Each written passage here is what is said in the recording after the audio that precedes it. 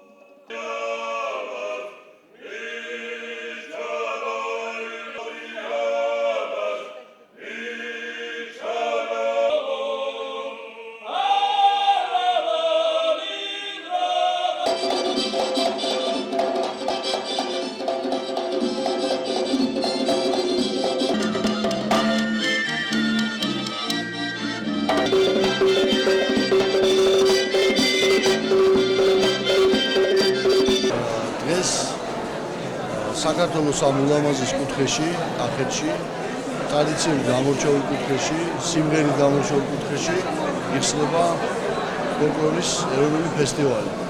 ეს არის სასიცოცხლოდ მნიშვნელოვანი ქართული ფოლკლორისთვის, ქართული კულტურისთვის და თვითონ მთელი საქართველო ამაში უნდა ჩაებოს და ჩაბმულია კიდევაც.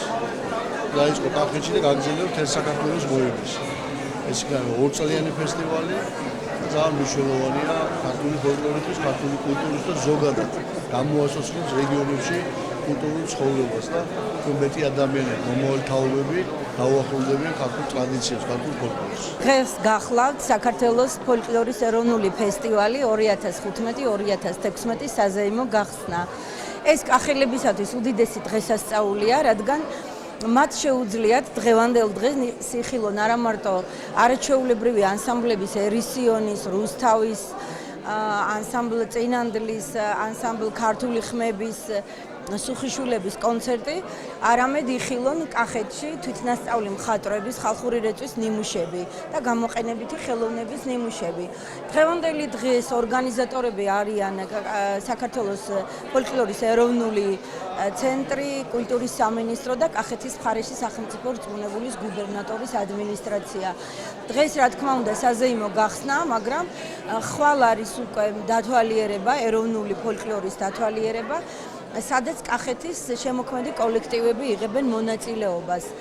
ზედ გახლავთ პოეზიის, ანუ ხალხური პოეზიის დათვალიერება და რა თქმა უნდა ამ ყველაფერს თან სდევს ასეთი ხალხური რეწვის ნიმუშების გამოფენა დათვალიერება. მე ვიტყოდი დღეს სრულიად საქართველოში ხმა მისწვდება ყველა კუთხე კუნჭულს და შეიტყობენ რომ საქართველოში თელავში კახეთის შუაგულში გაიხსნა ფოლკლორის ფესტივალი.